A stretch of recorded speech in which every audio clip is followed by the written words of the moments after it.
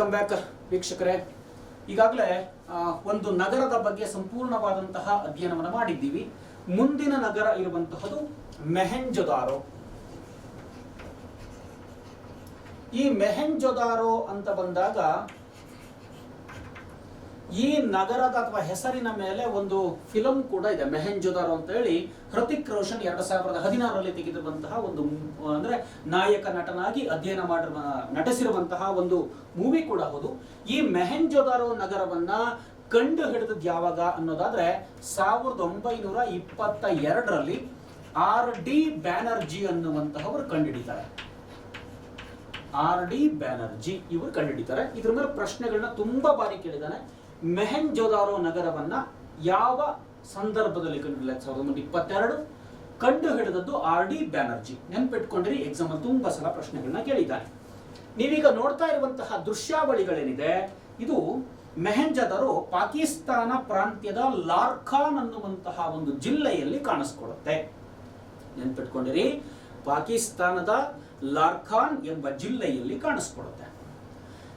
ಈ ಒಂದು ಮೆಹೆಂಜೊದಾರೋ ನೀವೀಗ ನೋಡ್ತಾ ಇದ್ದೀರಲ್ವಾ, ಈ ಮೆಹೆಂಜೊದಾರೋ ನಗರವನ್ನ ಮಡಿದವರ ದಿಬ್ಬ, ಮೃತರ ದಿಬ್ಬ, ಸತ್ತವರ ದಿಬ್ಬ, ದಿ ಮೌಂಟ್ ಆಫ್ ಡೆಡ್ ಅಂತ ಕರೀತಾರೆ.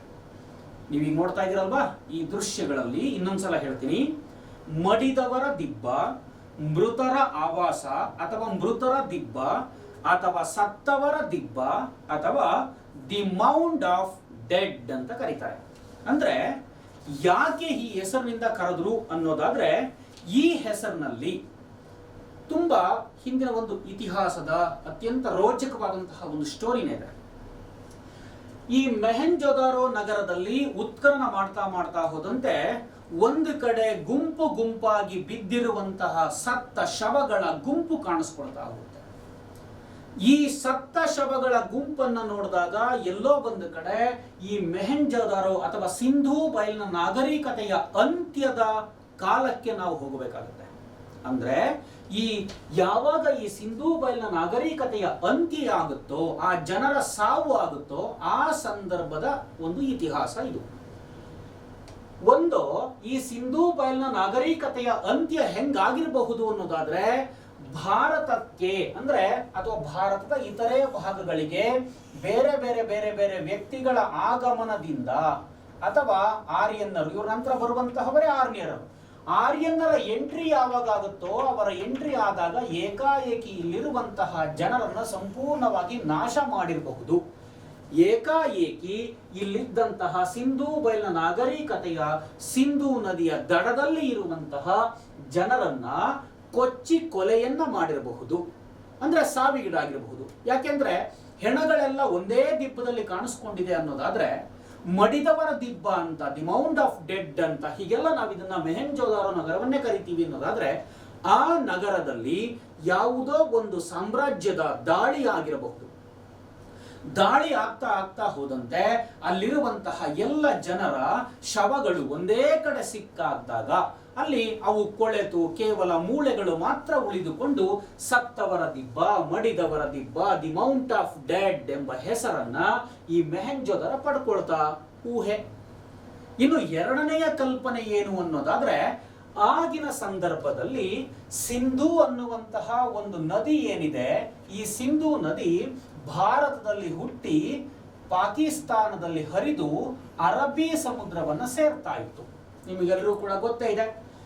ಇಂತಹ ಸಂದರ್ಭದಲ್ಲಿ ಹಿಮ ಕರಗುವಂತಹ ರೀತಿಯಿಂದಾಗಿ, ಹಿಮ ಕರಗ್ತಾ ಹೋದಂತೆ ಹೋದಂತೆ ನದಿಯ ಒಂದು ಮಳೆಗಾಲದ ಸಂದರ್ಭದಲ್ಲಾಗಿರಬಹುದು ಅಥವಾ ಬೇರೆ ಇನ್ಯಾವುದೇ ಸಂದರ್ಭದಲ್ಲಾಗಿರಬಹುದು, ಈ ಸಿಂಧೂ ನದಿ ಉಕ್ಕಿ ಹರಿತಾ ಹೋದಂತೆ ಅಲ್ಲಿರುವಂತಹ ಜನರು ಪ್ರವಾಹದಿಂದ ಕೊಚ್ಚಿ ಹೋಗಿ ಒಂದು ನಗರದಲ್ಲಿ ಏಕಾಏಕಿ ಸತ್ತ ಶವಗಳ ಒಂದು ಗುಂಪು ಅಥವಾ ಒಂದು ದಿಬ್ಬ ನಿರ್ಮಾಣವಾಗಿರಬಹುದಾ? ಈ ರೀತಿಯಾದಂತಹ ಊಹೆಗಳೂ ಕಾಣಿಸ್ಕೊಂಡಿದೆ. ಇನ್ನು ಮೂರನೆಯ ಊಹೆ ಏನು ಅನ್ನೋದಾದ್ರೆ, ಅಲ್ಲಿರುವಂತಹ ಜನ ಮೇಲ್ವರ್ಗದ ಜನರಿಂದ ಶೋಷಿಸಲ್ಪಟ್ಟು ಅತ್ಯಂತ ಪ್ರಮುಖವಾಗಿ ತಮಗೆ ತಾವೇ ವಿಷವನ್ನ ಕುಡಿಯುವ ಮೂಲಕವಾಗಿ ಒಂದು ಗುಂಪಿನಲ್ಲಿ ನಿಂತು ಎಲ್ಲರೂ ಕೂಡ ಸಾಮೂಹಿಕವಾದಂತಹ ಹತ್ಯೆ ಏನಾದರೂ ನಡೆದಿದೆಯಾ? ಈ ಎಲ್ಲ ರೀತಿಯಾದಂತಹ ಊಹೆಗಳು ಮೆಹೆಂಜೊದಾರೋಕ್ಕೆ ಇರುವಂತಹ ಸತ್ತವರ ದಿಬ್ಬ, ಮಡಿದವರ ದಿಬ್ಬ, ದಿ ಮೌಂಡ್ ಆಫ್ ಡೆಡ್, ಈ ರೀತಿಯಾದಂತಹ ಹೆಸರುಗಳು ಬರಲಿಕ್ಕೆ ಸಾಮಾನ್ಯ ಕಾರಣವಾಗಿರಬಹುದು. ಇದು ಊಹೆಗಳಷ್ಟೇ. ಇನ್ನು ಈಗೇನು ನೀವು ದೃಶ್ಯಾವಳಿಗಳಲ್ಲಿ ಗಮನಿಸ್ತಿದ್ದೀರಿ, ಈ ದೃಶ್ಯಾವಳಿಗಳಲ್ಲಿ ಹೇಳುವಂತೆ ಮೆಹೆಂಜೊದಾರೋ ನಗರದಲ್ಲಿ ನೀವು ಗಮನಿಸ್ತಾ ಇದ್ದೀರಲ್ವಾ, ಇದರಲ್ಲಿ ಏನೇನು ಸಿಕ್ಕಿದೆ ಅನ್ನೋದಾದ್ರೆ, ಒಂದನೇದು ಸಭಾಂಗಣ ಸಿಕ್ಕಿದೆಯಂತೆ, ಅಸೆಂಬ್ಲಿ ಹಾಲ್. ಜನ ಧಾರ್ಮಿಕ, ರಾಜಕೀಯ, ಸಾಮಾಜಿಕವಾದಂತಹ ಕೆಲವು ಸಂದರ್ಭಗಳಲ್ಲಿ ಈ ಸಭಾಂಗಣದಲ್ಲಿ ಎಲ್ಲರೂ ಒಟ್ಟಾಗಿ ಸೇರುವಂತಹ ಲಕ್ಷಣ ಇತ್ತಂತೆ. ಅಂದ್ರೆ ಆ ಸಂದರ್ಭದಲ್ಲಿ ಪ್ರಾಕೃತಿಕವಾಗಿ, ಸಂಪ್ರದಾಯಬದ್ಧವಾಗಿ, ವೈಜ್ಞಾನಿಕವಾಗಿ ನಾವು ಈಗ ಕೆಲವು ದಿನಗಳಿಂದಲೂ ಕೂಡ ಸಂಕ್ರಾಂತಿ ಹಬ್ಬವನ್ನು ಆಚರಿಸಿದ್ವಿ. ಆ ಸಂದರ್ಭದಲ್ಲಿ ಎಲ್ಲ ನೆಂಟರಿಷ್ಟರೂ ಕೂಡ ಒಂದೆಡೆ ಸೇರ್ತೀವಿ. ಅದೇ ರೀತಿಯಾದಂತಹ ಧಾರ್ಮಿಕ ಪರಿಕಲ್ಪನೆ ಈ ಜನರಲ್ಲಿ ಇತ್ತ. ಹಾಗಾಗಿ ಅದನ್ನ ಸಭಾಂಗಣ ಅಥವಾ ಅಸೆಂಬ್ಲಿ ಹಾಲ್ ಅಂತ ಕರ್ಕೊಂಡಿದ್ದೀವಿ. ಅಂತಹ ಅಸೆಂಬ್ಲಿ ಹಾಲ್ ಈ ಒಂದು ಸಿಂಧೂ ನಾಗರಿಕತೆಯಲ್ಲಿ ಇದ್ದಂತಹ ಮೆಹೆಂಜೊದಾರೋ ಅನ್ನುವಂತಹ ನಗರದಲ್ಲಿ ಕಾಣಿಸ್ಕೊಂಡಿದೆ. ಇನ್ನು ಮುಂದೆ ಏನು ಸಿಕ್ಕಿದೆ ಅನ್ನೋದಾದ್ರೆ, ನೀವೀಗಾಗಲೇ ದೃಶ್ಯಾವಳಿ ನೋಡ್ತಿದ್ದೀರಿ, ಅನೇಕ ಮುದ್ರೆಗಳು ಸಿಕ್ಕಿದೆ. ಮುದ್ರೆಗಳು ಅಂತಂದ್ರೆ ಸೀಲ್ಗಳಿದೆ ಅನ್ನೋದಾದ್ರೆ, ಸಾಮಾನ್ಯವಾಗಿ ನಾವು ಭಾರತದಲ್ಲಿ ಸೀಲ್ಗಳನ್ನ ಎಲ್ಲಿ ಉಪಯೋಗಿಸ್ತೀವಿ ಅನ್ನೋದಾದ್ರೆ, ಈ ಒಂದು ಆಡಳಿತಾತ್ಮಕ ವಿಚಾರದಲ್ಲಿ ಸೀಲ್ಗಳನ್ನು ನೋಡ್ತಾ ಹೋಗ್ತೀವಿ. ಹಾಗಾದ್ರೆ ಆಡಳಿತ ಚೆನ್ನಾಗಿತ್ತು ಅನ್ನುವಂಥದ್ದು ಕಲ್ಪನೆ. ನಂತರ ಬರುವಂತಹದ್ದು ಪ್ರಮುಖವಾದಂತಹದ್ದು ಒಂದು ಈಜುಕೊಳ. ಈಜುಕೊಳ ಅಂತ ಬಂದಾಗ ಸ್ವಿಮ್ಮಿಂಗ್ ಪೂಲ್, ಸಾರ್ವಜನಿಕವಾದಂತಹ ಒಂದು ಈಜುಕೊಳ. ನಂತರ ಇದ್ರ ಬಗ್ಗೆನೂ ಕೂಡ ಮಾತನಾಡ್ತಾ ಹೋಗ್ತೀನಿ. ಅದಾದ್ಮೇಲೆ ಸಾರ್ವಜನಿಕ ಉಗ್ರಾಣ ಸಿಕ್ಕಿದೆ. ನೃತ್ಯದ ಭಂಗಿಯ ಪ್ರಮಾಣದಲ್ಲಿರುವಂತಹ ಒಂದು ಹುಡುಗಿಯ ಪ್ರತಿಮೆ ಸಿಕ್ಕಿದೆ. ನಂತರ ಮೆದುಕಲ್ಲಿನ ಒಂದು ಗಡ್ಡಧಾರಿ ಮನುಷ್ಯ, ಗಡ್ಡವನ್ನ ಬಿಟ್ಟುಕೊಂಡಿರುವಂತಹ ಮನುಷ್ಯನ ಒಂದು ಪ್ರತಿಮೆ ಸಿಕ್ಕಿದೆ. ಪಶುಪತಿ ಮುದ್ರೆ ಸಿಕ್ಕಿದೆ. ಅಂದ್ರೆ ಪಶುಪತಿ ಅಂತನ್ನುವಂಥದ್ದನ್ನ ಪ್ರೋಟೋಶಿವ ಅಂತ ಕೂಡ ಕರೀತಾರೆ. ಅವನ ಸುತ್ತ ಬೇರೆ ಬೇರೆ ಬೇರೆ ಬೇರೆ ಪ್ರಾಣಿಗಳಿದ್ದಾರೆ.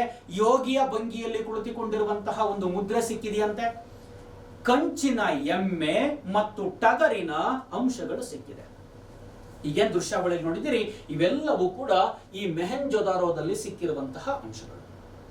ಒಟ್ಟಾರೆಯಾಗಿ ಮೆಹೆಂಜೊದಾರೋ ಯಾವುದಕ್ಕೆ ಫೇಮಸ್ ಅನ್ನೋದಾದ್ರೆ, ಈ ಒಂದು ಮೆಹೆಂಜೊದಾರೋ ಅತ್ಯಂತ ಹೆಚ್ಚು ಜನಭರಿತ ನಗರ, ಸಿಂಧೂ ಸಂಸ್ಕೃತಿಯಲ್ಲಿ ಅತ್ಯಂತ ಹೆಚ್ಚಿನ ಜನರಿಂದ ಕೂಡಿದ್ದಂತಹ ನಗರ ಎಂಬ ಹೆಸರಿಗೆ ಪಾತ್ರವಾಗಿದ್ದಂತಹದ್ದು.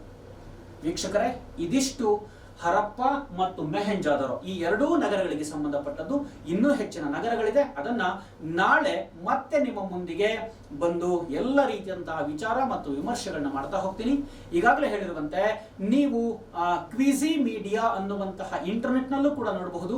ಅದರಲ್ಲಿ ಕ್ವಿಜಿ ಮೀಡಿಯಾದಲ್ಲಿ ಸಿಗುವಂತಹ ನ್ಯೂಸ್ ಚಾನಲ್ಸ್ ಅಂತ ಹೊಡೆದ್ರೆ ಅದರ ಮೇಲೆ ಕ್ಲಿಕ್ ಮಾಡಿ ವಿಜಯ ನ್ಯೂಸ್ ಅಂತ ಬರುತ್ತೆ. ವಿಜಯ ನ್ಯೂಸ್ ಮೇಲೆ ಕ್ಲಿಕ್ ಮಾಡಿದ್ರೆ 6:30 ರಿಂದ 7:30ಕ್ಕೆ IAS ಮತ್ತು KS ವಿಚಾರಗಳಿಗೆ ಸಂಬಂಧಪಟ್ಟಂತೆ ಎಲ್ಲ ಮಾಹಿತಿಗಳು ಕೂಡ ನಿಮಗೆ ದೊರಕ್ತಾ ಹೋಗುತ್ತೆ. ನಿರಂತರ ಸುದ್ದಿಗಾಗಿ ವೀಕ್ಷಿಸ್ತಾ ಇರಿ ವಿಜಯ ನ್ಯೂಸ್.